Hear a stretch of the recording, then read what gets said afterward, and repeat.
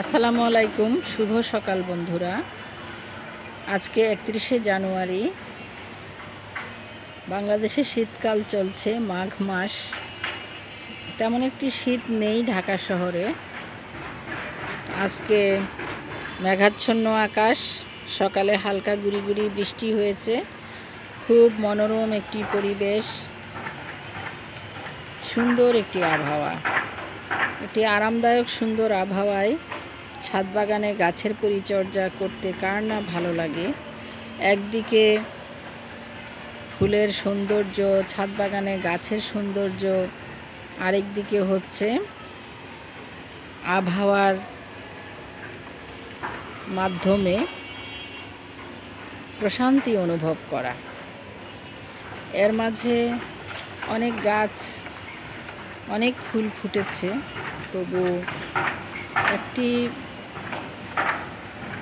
জবা ফুলের প্রতি আমার দৃষ্টি আকৃষ্ট হলো।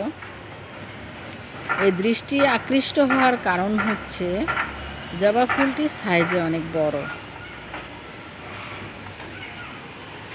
5টি পাপড়ি আছে, গাঢ় গোলাপি রঙের ফুল, মাঝখানে পুংকেশর, আর পুংকেশরের মাঝে দেখেন 5টি সুন্দর টুকটুকে লাল গর্ভমুণ্ড। আর এই যে পরাগধানীতে সুন্দর সুন্দর হলুদ হলুদ পরাগ হয়েছে। আর ফুলটি অনেক বড়, আমার হাত দিয়ে বোঝানোর জন্য দিলাম। ফুলটি অনেক বড় ফুল, অবশ্যই চোখ আটকে যাবে ফুলের প্রতি। গাছের পাতাগুলো হচ্ছে বড় বড় সবুজ পাতা, এবং পাতার চারিদিকে ছোট ছোট ঘাস কাটা।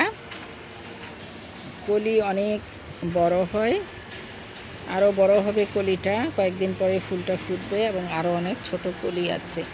গাছে অনেক শাখা প্রশাখা হয় এবং ডাল থেকেই এর বংশবিস্তার হয়। ফুলের যে বৃতি আছে, ফুলের নিচে যে বৃতি দেখা যায়, এই বৃতি থেকে কোনো ফল হয় না, সিড পট হয় না, এটা ডাল থেকেই বিস্তার হয়। এবং ডাল লাগিয়ে আমি চারা করেছি, তবে এই গাছ থেকে প্রচুর আরও চারা হয়েছে, অনেক চারা আছে বিভিন্ন জায়গায়। এভাবে ডাল থেকে বংশবিস্তার হয়। আর এর পরিচর্যা স্বাভাবিক, জৈব সার সমৃদ্ধ মাটি লাগবে, স্বাভাবিক পরিমাণে পানি লাগবে, তবে অবশ্যই রোদ লাগবে। রোদ ছাড়া এই গাছটি হবে না। আপনারা আজই একটি ডাল সংগ্রহ করুন এবং গাছ লাগান। পরিবেশ সুন্দর করার পাশাপাশি মন যেমন ভালো থাকে, তেমনি এটা অক্সিজেন দিয়ে থাকে। আর পরিবেশ ভালো রাখার জন্য, পরিবেশ বিশুদ্ধকরণের জন্য গাছ অতি প্রয়োজন। তো আপনারা আজই একটি গোলাপি জবার ডাল সংগ্রহ করুন এবং লাগান।